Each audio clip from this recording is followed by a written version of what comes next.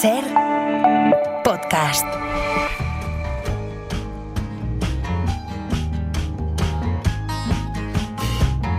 A vivir que son 2 días.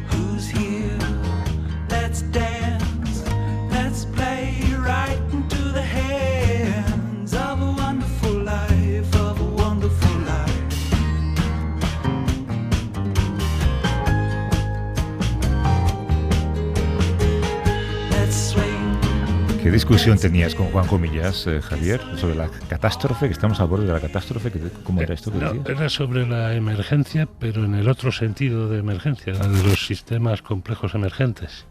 Pero ¿qué tiene que ver con las abejas, que era lo que estaba? Bueno, pues He escuchado abeja, catástrofe, emergencia. Sí, bueno, pues un sistema emergente es aquel en que el todo es más que la suma de sus partes, ¿no? Las abejas son un ejemplo conocido, porque una abeja individual no tiene mucha capacidad cognitiva ni muchas habilidades, pero la colmena en su conjunto sí. Por ejemplo, puede mantener la temperatura de la colmena gracias a que los distintos individuos se agobian de calor a distintas temperaturas y empiezan a mover las alas. De manera que la colmena es un organismo en su conjunto que es un sistema emergente, tiene algunas propiedades emergentes, ¿no? Este es un tema de fondo de extraordinaria importancia en la ciencia en su conjunto. Ni el nitrógeno ni el hidrógeno huelen a amoníaco, pese a que el amoníaco es nitrógeno e hidrógeno, ¿no?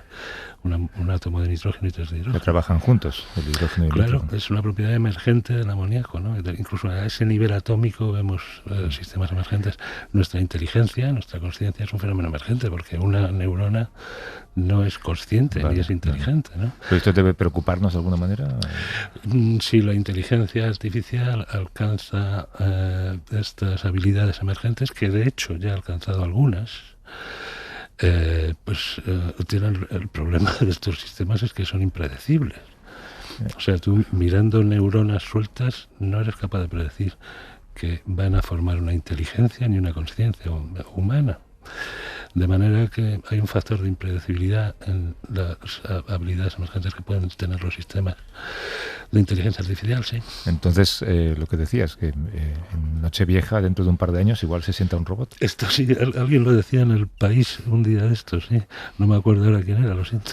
Era que sí, que habrá sentado un chatbot en la cena de Nochebuena, porque mucha gente joven y muy joven está ya interactuando con los chatbots, con ChatGPT y sus adláteres de manera cotidiana, ¿no?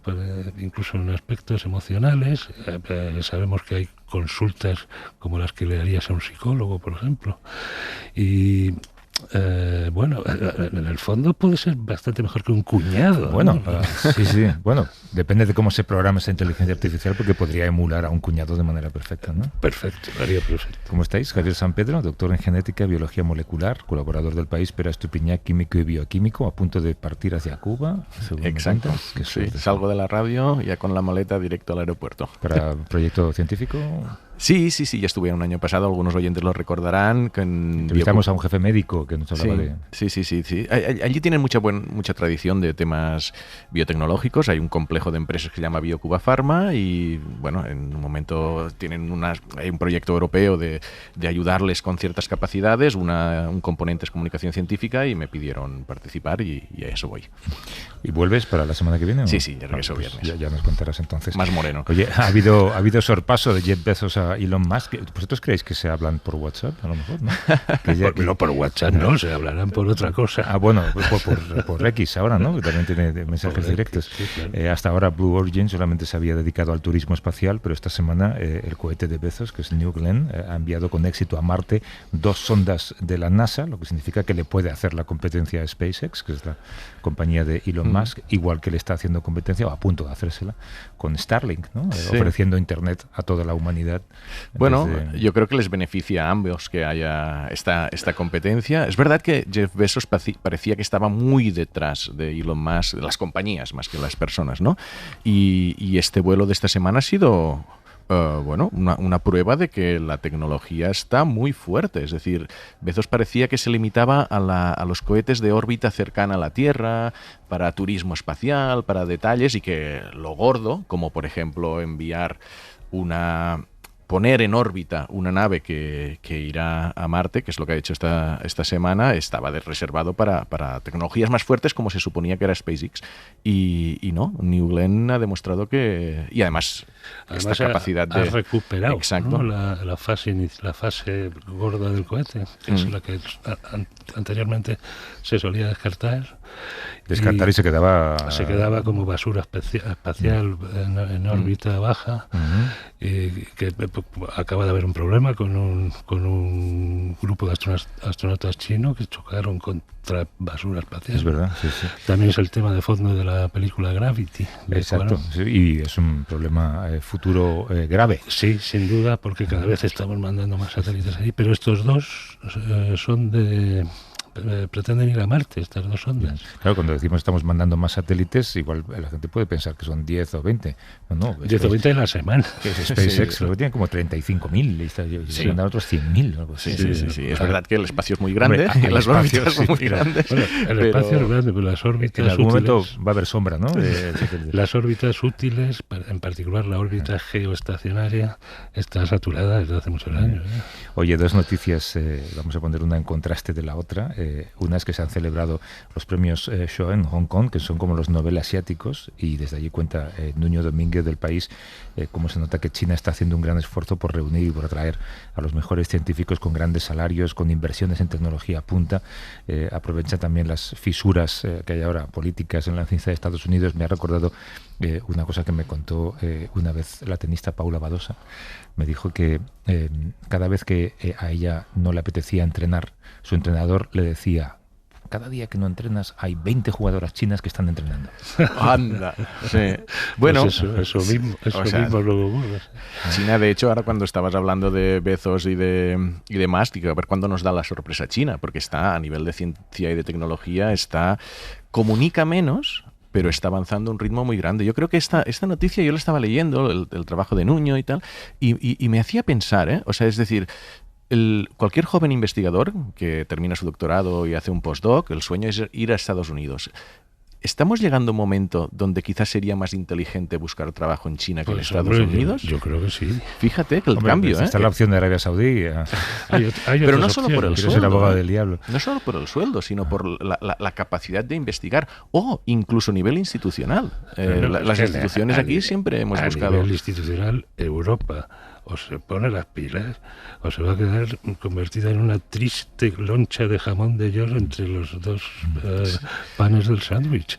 Y China está obviamente decidida a aprovechar la previsible decadencia científica de Estados Unidos, porque su propio presidente se está suicidando a la ciencia estadounidense. Claro, pues y es curioso y está dispuesto a aprovechar eso. Porque tendemos a pensar con una condescendencia europea que China hace las mismas tecnologías que hacemos en Occidente, pero más baratas, o como de chapa, ¿no? Peores, como decía el presidente Renault el otro día, ¿no? Que es un cubículo de chapa con 4 ruedas. No, había hace poco un reportaje buenísimo en el New York Times que demostraba la capacidad tecnológica real de China, que está muy por encima de la de Estados Unidos en muchos sectores, entre ellos la robótica, por ejemplo. Y en comunicación cuántica, quiere ponerse en crioelectromicrografía, que es la especialidad de Eva Nogales, a quien hemos tenido aquí, que es una de estas premios show. No, pero yo creo que el cambio de paradigma es interesante. Tú decías, Javier, o sea, yo creo que Europa no va a ser competitiva, ni que se ponga las pilas, ni con Estados Unidos y con China, y tiene que colaborar. O sea, la palabra colaborar es más... Pero claro, ahora se abre una ventana de que elegir. Ahora hay que China elegir está abriéndose. O sea, el hecho de que haya invitado a Nuño y a 10 o 12 periodistas internacionales más a China a participar en en este encuentro en Hong Kong, eso ya es significativo. Esto 10 años atrás China no lo hubiera hecho, ¿vale? Y que se esté abriendo a esto es significativo. Por tanto... Yo hablaba del contraste. Frente a eso, Pera, te ha llegado hasta ti, y esto de verdad que me ha dolido profundamente, una oferta de trabajo para un investigador licenciado en medicina con especialidad en cardiología. Es una oferta del Instituto de Investigación Sanitaria Pere Virgili, que es una fundación creada por hospitales y tal. Insisto, investigador, tiene que estar licenciado en medicina, especialidad en cardiología, 40 horas semanales, 16.000 euros brutos al año. Sí. Esto me lo enviaron investigadores. No puede ser verdad. No, está online. está online. Yo, o sea, obviamente oferta sigue online. Sí. O sea, yo esta mañana me parece un insulto. Es lo que me parece. Y a mí me duele doblemente porque es la universidad, el centro es donde yo empecé el doctorado, el Hospital Joan 23. Cuando me lo enviaron para ver si lo podíamos denunciar, yo no vi que era justo esta institución. Y miré la oferta y digo, pero es verdad, o sea, un licenciado en medicina especializado en cardiología, 40 horas semanales, 16.000 euros al mes brutos. Al año.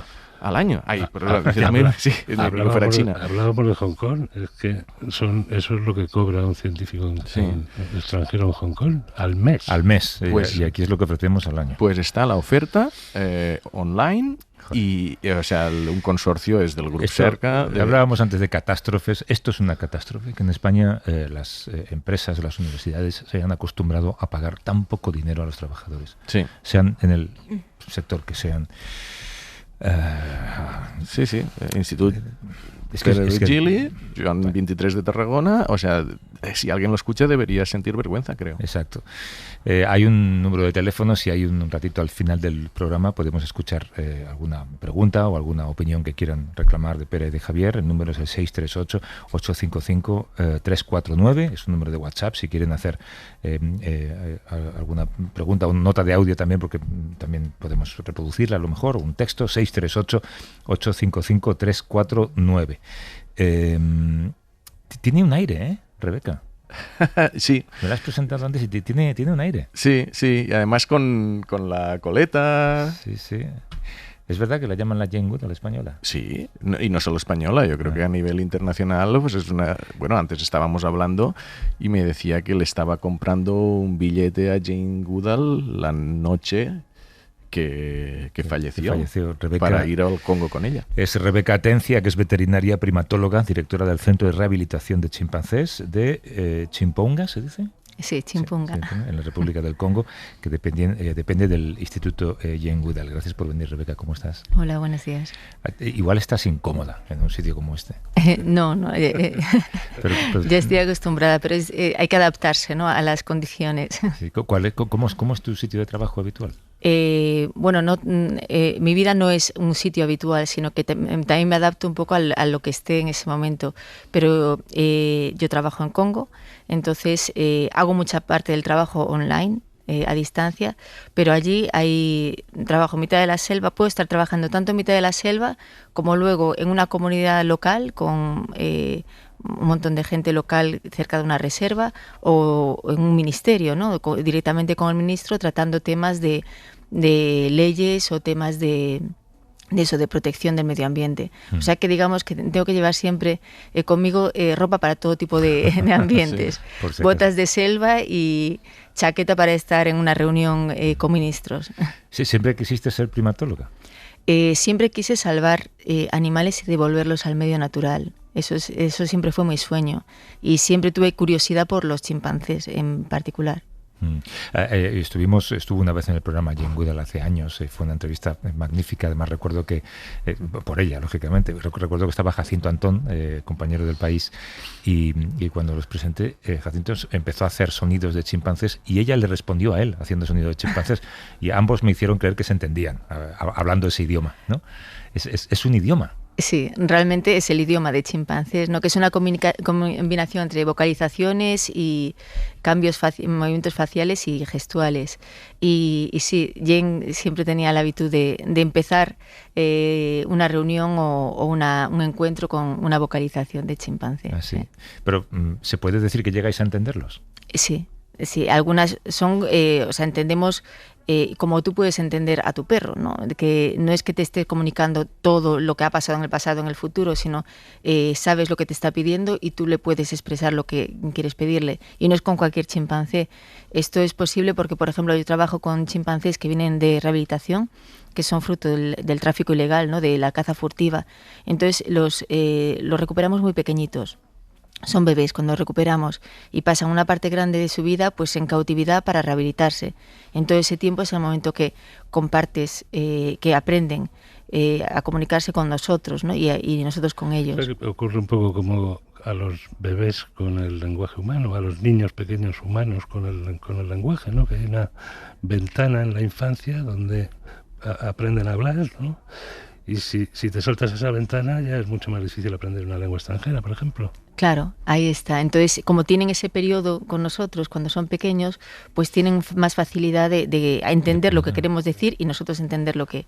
Y que si es con un chimpancé salvaje sí que sabemos ciertas vocalizaciones, también sabemos lo que quieren decir, ¿no? Pero no tienen por qué comunicarse con nosotros, no nos ven como parte del grupo. Se está hablando mucho de utilizar inteligencia artificial para interpretar el lenguaje de las ballenas, por ejemplo. ¿Os habéis planteado este tipo de cosas? El otro día, de hecho, en una conferencia me hablaron de eso, que se iba a hacer para los chimpancés también. Para las ballenas supongo que será como es diferente, ¿no? Porque ya estamos hablando de sonidos, ¿no? Y ahí sí que es algo muy específico. Pero con chimpancés yo lo veo un poco complicado en el sentido de que se combinan vocalizaciones con cambios faciales, con gestos. Entonces es una combinación que veo más complicada, pero y la inteligencia artificial siempre hay que alimentarla, ¿no? Nosotros, por ejemplo, sí que estamos ahora con cámaras trampa. Por ejemplo, estamos haciendo estudios de reconocimiento facial de chimpancés y también de reconocimiento de comportamientos, pero muy básicos. Tanto como llegar a comunicarse con un chimpancé lo veo un poco complicado. Eso. Sí. ¿Y cuál es, Rebeca, la situación del riesgo de los chimpancés? Es decir, tú explicabas que cuando llegaste al Congo la gente local los cazaba y los vendía, que ahora gracias a temas de educación ya no se hace, pero ¿cuál es la principal amenaza? ¿Es deforestación? ¿Es caza? ¿Es cambio climático? ¿Son enfermedades? ¿Y cuál es su situación? Pues la situación del chimpancé está en peligro de extinción y cambia, depende del país, ¿no? Porque en cada país hay una cultura diferente, entonces la amenaza es diferente. Pero las tres principales amenazas es las enfermedades, la deforestación y luego el furtivismo.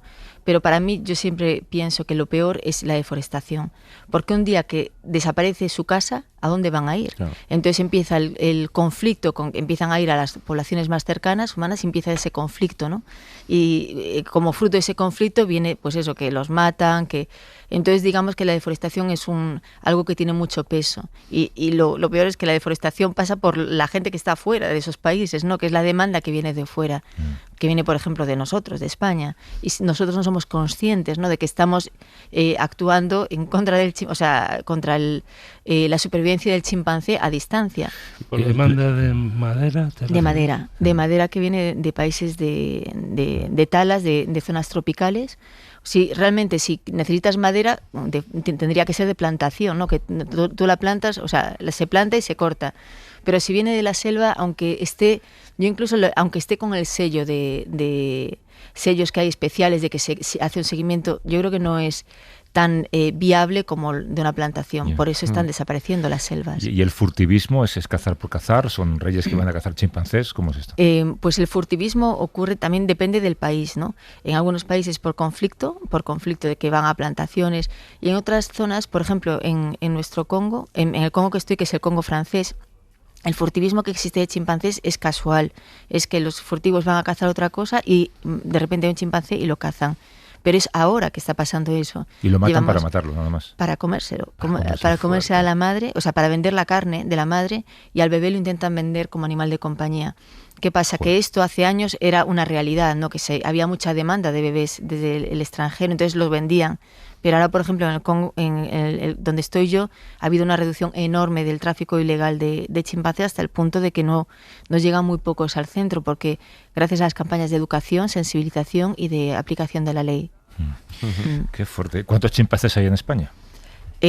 Pues me has pillado ahí, no lo sé exactamente, pero en España se está controlando bastante la situación hace años era horroroso. En toda la costa española habían chimpancés que se venían, en la zona de Valencia, por ejemplo, chimpancés que se usaban para hacerse fotos con la gente, que venían directamente de África, y eso se ha paralizado, eso se ha cortado, y estos chimpancés, la mayoría están en centros de rescate. Sí. Oye, ¿y cómo es tu relación con ellos?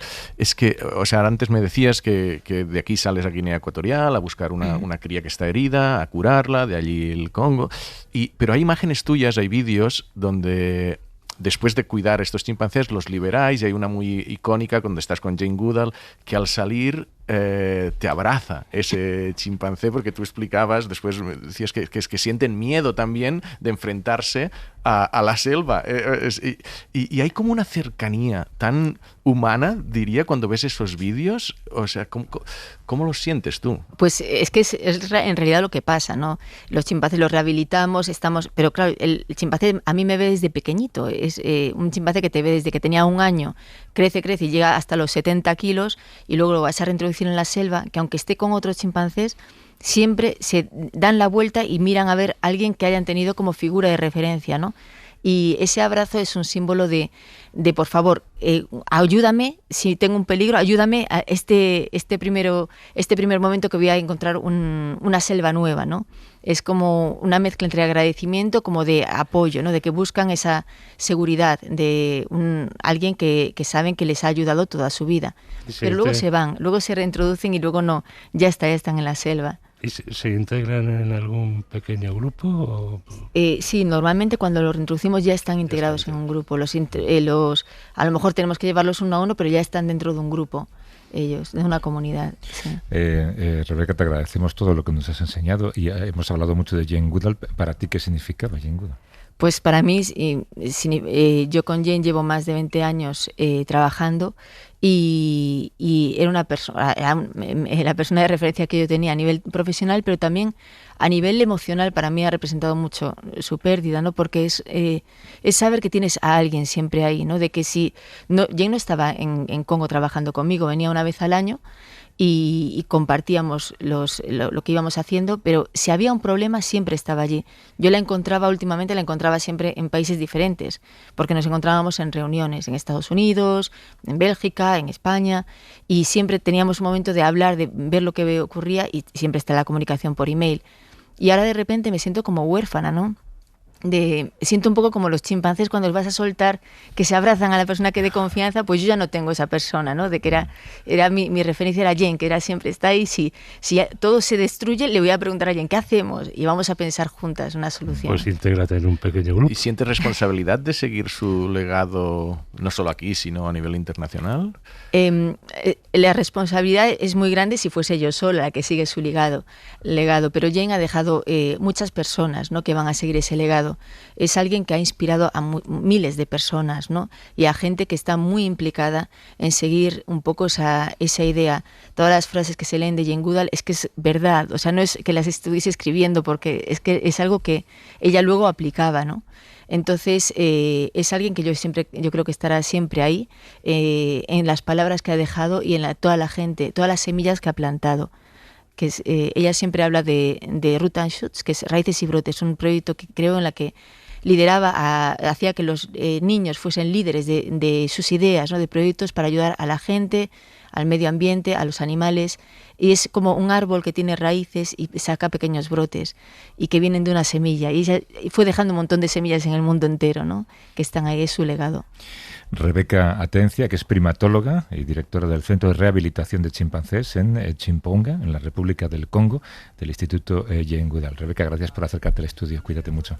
Gracias. Para no perderte ningún episodio, síguenos en la aplicación o la web de la SER, Podium Podcast o tu plataforma de audio favorita.